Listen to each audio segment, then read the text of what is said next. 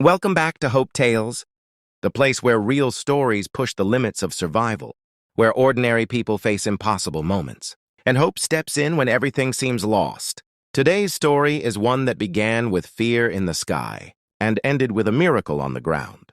The sky over Dawson Valley was unusually calm that evening.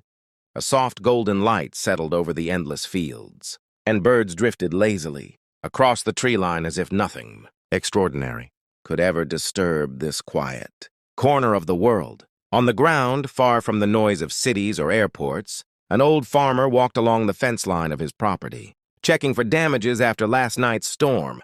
His boots crushed the dry soil, his breath visible in the cooling air. For him, it was supposed to be an ordinary, uneventful sunset. High above him, thousands of feet in the air, a passenger jet cut through the sky with a steady rhythm. The aircraft had left the city hours ago, carrying families, students, business travelers, people who had no idea how close fate was drawing them toward the man walking below them. Among them was a flight crew expecting routine tasks, not the kind of nightmare aviators feared most. At first, nothing seemed wrong. The jet cruised normally, engines humming, instruments calm. But in the span of a few seconds, everything shifted. A deep vibration rippled through the aircraft, subtle at first and then violent. The left engine spat out sparks, then a streak of flame. The wing shuddered and a shockwave rattled the fuselage. Before the crew could even react, the right engine began to cough and sputter, losing thrust faster than warnings could sound. Inside the cockpit, alarms erupted. The pilots watched in disbelief as both engines, massive, powerful machines built to survive almost anything, dropped into total failure. The aircraft jerked violently, tilt increasing, altitude bleeding away. Emergency lights bathed the flight deck in a red glow as the aircraft began descending toward the farmlands below. For the passengers, the change was terrifyingly clear. Drinks spilled, overhead bins trembled, and the once steady hum of the engines was replaced by an eerie, unnatural silence. The cabin tilted slightly forward, sending a wave of panic through the rows. Some passengers looked out the windows and saw fields rising quickly beneath them. Others closed their eyes, gripping their seats tightly, praying the plane would somehow pull up in time. The jet was now gliding, not flying, and the pilots were fighting to keep it stable. Without engines, every second mattered. Every foot of altitude lost was a foot they couldn't get back. The aircraft needed a place to land, and fast. But the terrain ahead was unforgiving rolling fields, scattered barns, narrow roads, and nowhere near enough space for a jet of its size. Below, the farmer noticed something strange, a distant roar, then silence, then a heavy shadow moving across his land. He looked up and froze. The aircraft was far too low, its wings banking at a dangerous angle as it crossed above his fields. Its tail shook violently, trailing faint streaks of smoke. He had lived near flight paths for decades, but he had never seen a jet behave like this. He dropped everything he was holding and ran toward his small shed, the one place on his property, where an old airband radio sat, dusty and unused. He had once been a hobby pilot in his younger days, before life took him away from the cockpit and back to the soil. The radio had been silent for years, but now, for reasons he couldn't fully explain, he felt the overwhelming urge to try. The plane lost more altitude, gliding helplessly. The pilots scanned the ground, trying to judge their options, but every field seemed too small, every angle too steep. The farmer's land, though wide, was uneven and filled with irrigation trenches and equipment. Trying to land a jet here would be a disaster, yet there was nowhere else in sight. Their glide path was fixed. They were heading straight over his property, whether they wanted to or not. Inside the cabin, fear thickened. Luggage shifted. Oxygen masks rattled softly in their compartments from the turbulence. Mother tried to calm her child, a student, gripped his backpack like a lifeline. A businessman stared at the emergency card in front of him as though seeing it for the first time. The air felt heavier with every passing second. The pilots attempted to restart the engines. Nothing happened. Again and again they tried, but the engines remained lifeless. Situation was turning critical. The jet was now too low to reach any known airport or emergency strip. The field ahead, uneven, dangerous, appeared to be the only option left. Then, in his shed, the farmer twisted the radio knob. Static crackled. For a moment, the air was thick with white noise. It had been years since he last heard that sound. He adjusted the tuner, searching for the frequency he remembered from his flying. Days, nothing, more static. Then, faintly, a broken human voice, barely audible, swallowed by interference. The farmer's heartbeat quickened. The aircraft was gliding directly toward him, low enough that he could see the silver lining of the fuselage. He felt a surge of urgency. He tapped the mic, tried transmitting. He didn't know if anyone could hear him. He didn't know if his radio was even capable of reaching the plane, but he kept trying, his hand trembling with a strange mixture of fear and instinct. Above him, the pilots fought to keep the jet level. They saw the farmland stretching out, a patchwork of crops and dry soil. It was the only flat area within reach, even though it wasn't nearly wide enough. They braced for impact, mentally preparing for the unthinkable. Passengers felt the descent growing steeper. The ground seemed impossibly close now. Some clung to their armrests. Some stared out the windows in shock. Others whispered silent pleas to survive. And then, through the static, the cockpit picked up something faint. A voice. Weak, broken, almost drowned out by interference, but unmistakably real. The farmer's radio had caught them. For the first time since the engines died, a glimmer of hope appeared inside the cockpit. The pilots leaned forward, straining to hear, trying to determine who this voice belonged to and how it was reaching them in the middle of nowhere. Below, the farmer took a deep breath, steadying his hands as he prepared to speak again, unaware that the next words he transmitted would change everything for the 241 souls above him and would bring him into a story that the world would soon call a miracle. The sun had dipped lower, turning the sky into a canvas of orange and violet as the crippled jet dropped into its final stretch of altitude. Every second felt heavier than the last. The aircraft, gliding powerless, cut through the quiet valley air with a ghost-like silence that contrasted sharply with the terror inside it. In the cockpit, the pilots leaned toward the radios, trying to catch every fragment of the faint signal they had just intercepted. The voice was thin, trembling, distorted by distance and static, but it was there. Someone on the ground, somewhere below, had reached them. The strange part was how. There were no airports nearby, no control towers, no emergency frequencies expected in such an isolated region. Yet a voice had cut through the noise with surprising clarity. The farmer sat alone in his dimly lit shed, illuminated only by the old radio and a single weak bulb overhead. Dust floated through the air like drifting ash. The equipment was ancient, wires exposed, knobs rusted. He turned the tuner slowly, listening intently.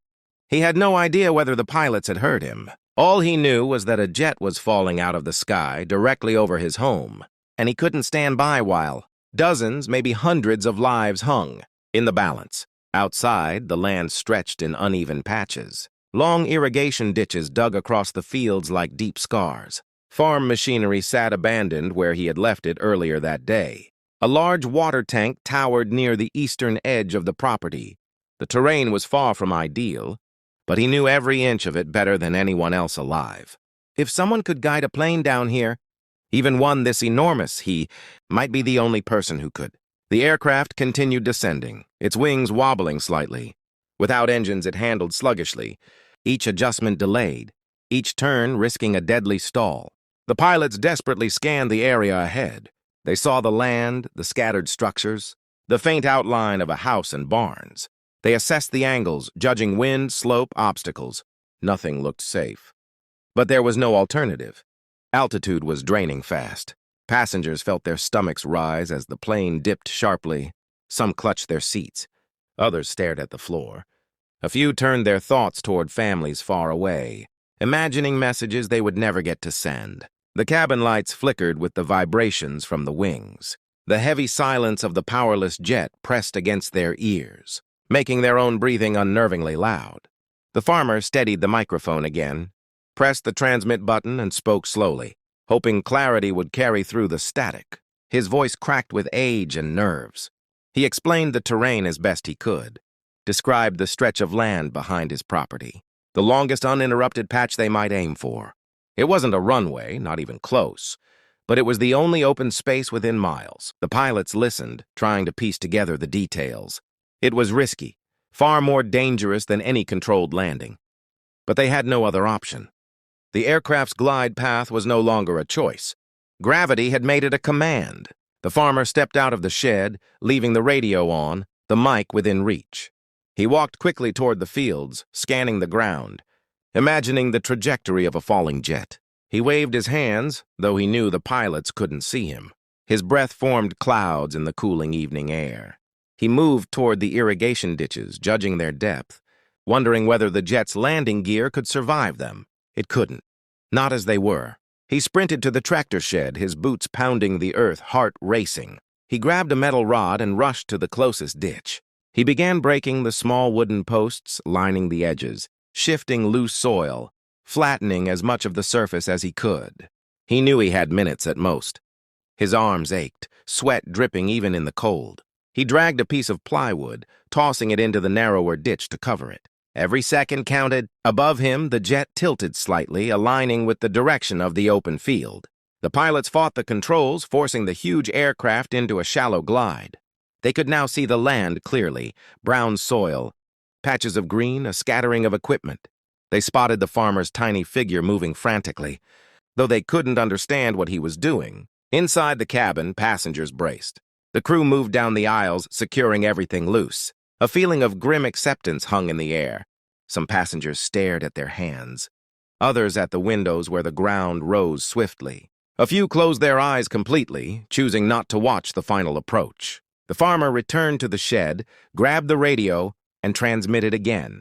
His voice carried urgency, describing the safest angle to approach, warning of the water tank, pointing out the softest patch of earth. He lacked the precise language of modern aviation, but he spoke with the certainty of someone who understood the land intimately. The cockpit officers listened, picking out the meaning through the static. They adjusted their glide slightly, angling away from the water tank, banking gently to align with the longest strip of field. But the plane was still too fast, still too heavy, still far too low. Without thrust, they had lost their last buffer of control. A sudden crosswind pushed the aircraft sideways. The right wing dipped dangerously close to the ground. The pilots fought back, yanking the control surfaces with every ounce of skill they had. The wing lifted, but not enough to restore full stability. The jet wobbled violently. On the ground, the farmer watched the aircraft's wingspan fill the darkening sky. His heart pounded as he saw the tilt, the uneven descent, the shuddering body of the jet. He took a few steps back instinctively, even though the plane was still hundreds of meters away. The wheels extended, hanging like desperate hands reaching for solid ground. The landing gear swayed, not built for impact on soil. The farmer transmitted again, instead of instructions this time. He simply pleaded for them to use the flattest part of the field. The cockpit caught the message. The pilots lowered the nose slightly, preparing for a rough, uncontrolled landing. The aircraft dropped faster now, too fast, slicing through. The air toward the farmer's land. Final. Gust of wind hit the plane, pushing it off alignment. The left wing clipped the top of an irrigation post the farmer hadn't reached. The aircraft jolted violently, the fuselage twisting slightly. Passengers screamed silently behind sealed lips. The pilots braced. The jet slammed into the ground. Dirt exploded upward in a massive wave. The landing gear smashed deep into the soil. The left wheel collapsed instantly. The right wing tore through the earth, sending metal flying. The farmer shielded his face as debris rained over him. The screech of metal grinding across the land filled the valley.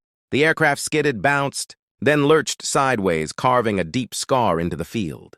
And then, with a deafening crunch, it stopped. Silence flooded the valley, broken only by faint sparks and settling metal. The farmer froze, staring at the enormous jet resting brokenly in his field, 241 lives, hanging in a fragile, motionless pause. He didn't know yet if anyone had survived, but he knew this was only the beginning. The jet sat crippled in the fading twilight, its enormous frame half buried in the torn soil of the farmer's field. Dust floated through the air like drifting smoke, settling slowly over the broken metal. The valley, once peaceful and quiet, now felt like the center of a silent catastrophe. The only sound was the soft ticking of cooling engines and the faint hiss of ruptured pneumatics. The aircraft had come to rest at an angle, its tail slightly elevated, one wing buried deep in the dirt, the other bent upward like a twisted blade. The farmer stood motionless for a long moment, staring at the wreck in disbelief. The crash's force had left deep gouges across the ground, long scars leading to the body of the jet. His heart still pounded violently from the shock of the impact. He had guided planes before, small ones, light ones, but never imagined his voice would help bring down a giant passenger jet in a barely survivable glide. He stepped cautiously toward the aircraft, boots sinking into soft earth, each footstep slow and deliberate. The faint smell of fuel filled the air, mixing with the scent of crushed soil. Heat radiated from the engines, though they were dead. The fuselage creaked under its own weight, metal cooling and shifting after the violent landing. Inside, the cabin was a frozen tableau of shock. Passengers were stunned into stillness, some covered in dust from overhead compartments that had burst open. Bags lay scattered in the aisles. A few passengers clutched the seats in front of them, trying to process the fact that they were still alive. The impact had knocked several unconscious, and others were too afraid to move, unsure if the plane might shift or collapse further. Near the back of the aircraft, a faint groan broke the silence. A passenger tried to unbuckle but found the belt jammed. Another managed to rise slightly, gripping the seat backs as they steadied themselves. The dim emergency lights flickered, casting eerie red glows across faces filled with disbelief and fear. In the cockpit, the pilots were slumped forward, shaken but alive. The captain's hands still clutched the control column, knuckles white, adrenaline lingering in his rigid posture.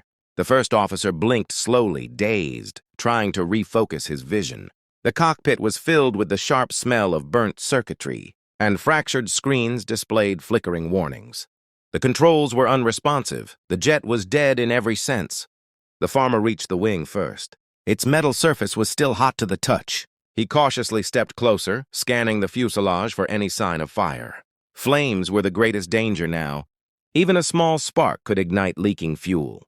But the plane seemed strangely stable, broken, battered, but not burning. It was a miracle in itself.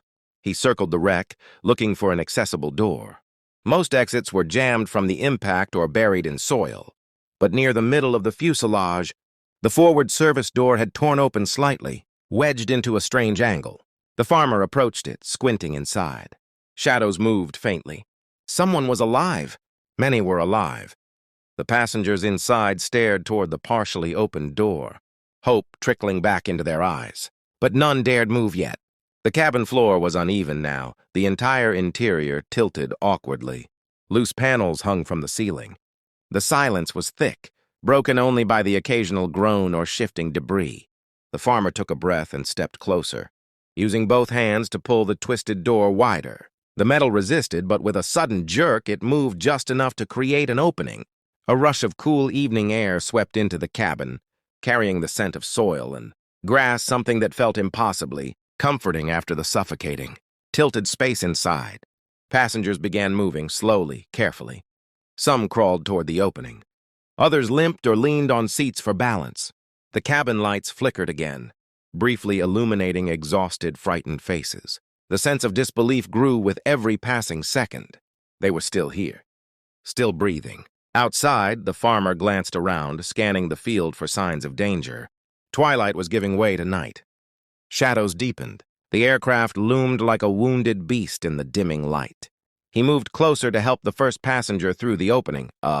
Man shaking uncontrollably, tears streaking down his dusty face. The farmer steadied him, helping him to the ground. One by one, more passengers emerged. Some were uninjured, others limping, some supporting those barely conscious. A few stood frozen at the door, overwhelmed. The farmer guided them down, gesturing to a flat patch of ground away from the aircraft.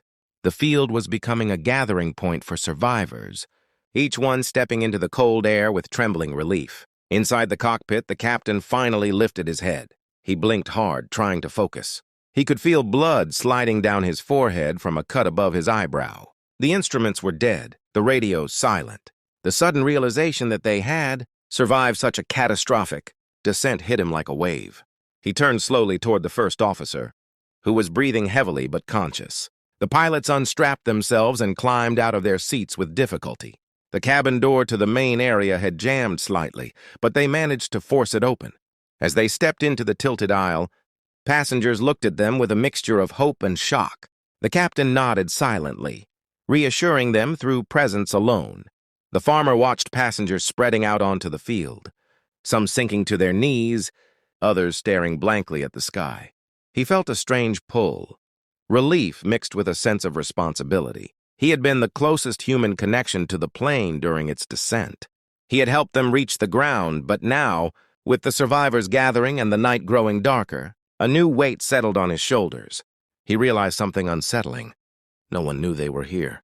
The valley was remote, miles from major roads, and the impact had destroyed the plane's last functioning transmitters. The radio that reached him earlier had gone silent after the crash. The nearest emergency services were far away.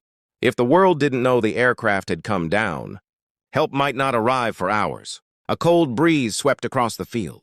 The farmer looked toward his house, where a small mast held a weak rural Wi-Fi antenna.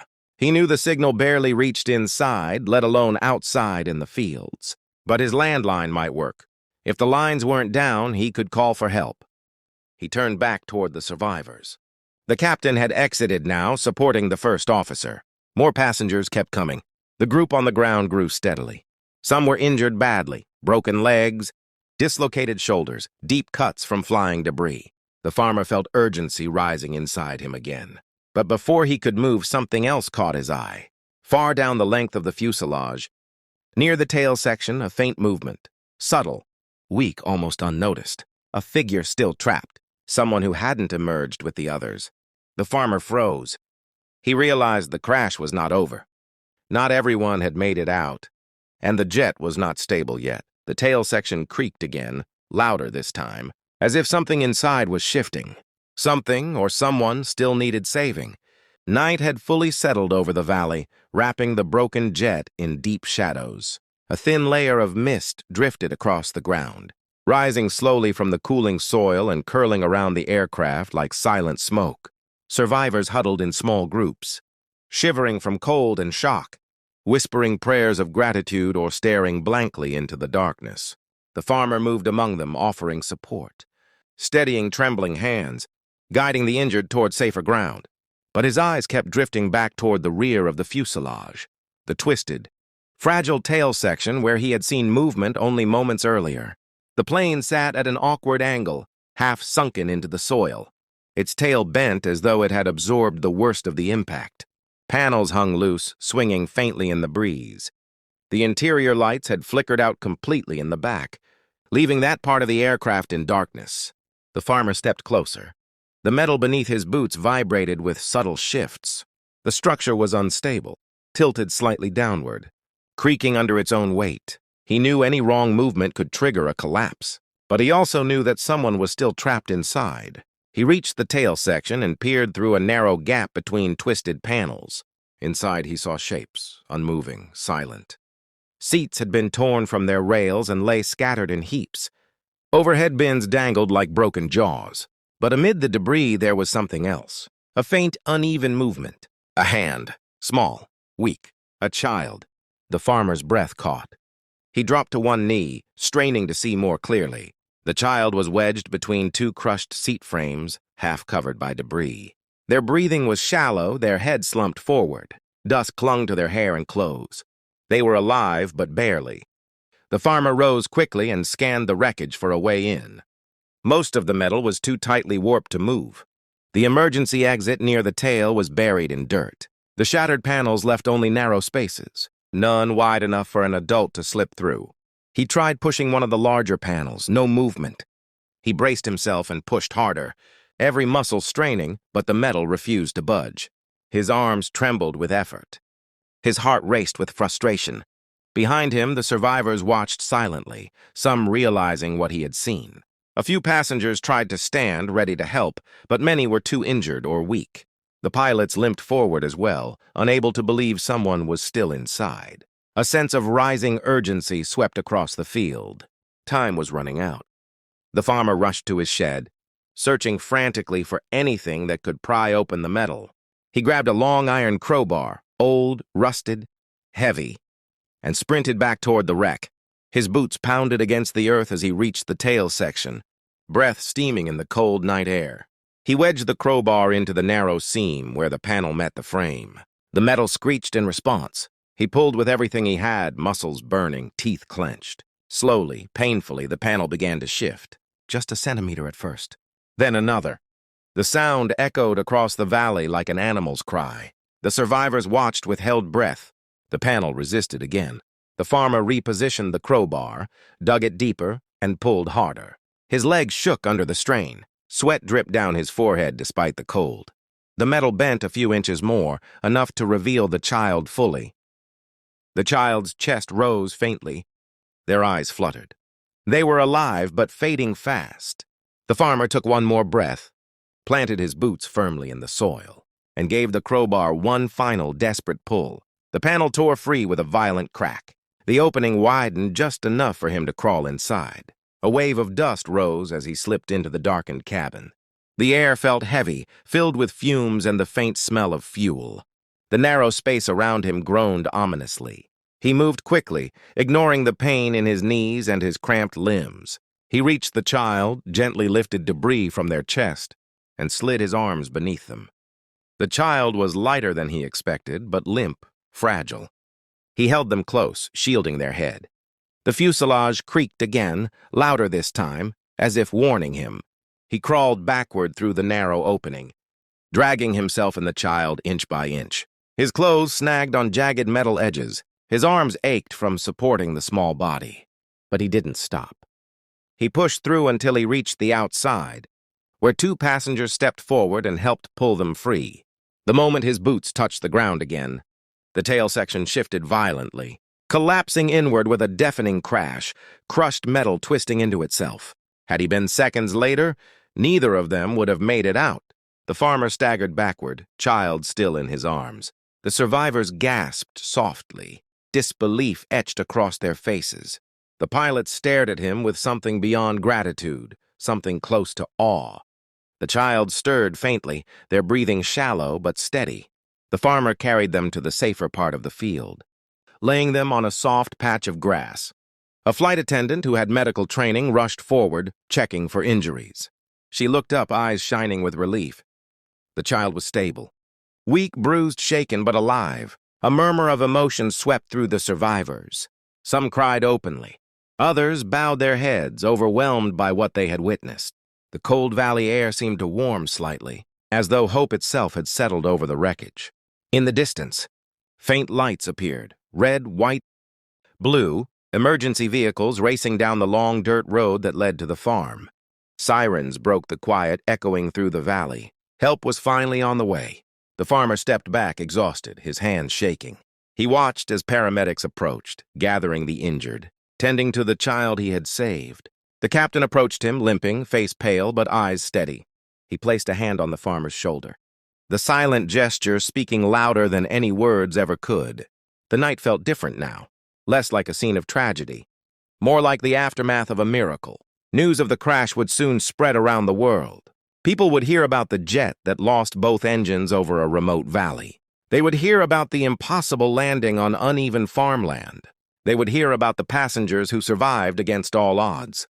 But most of all, they would hear about the farmer, the man with an old radio, the man who guided a falling giant from the sky, the man who crawled into a collapsing wreck to save the last life still inside.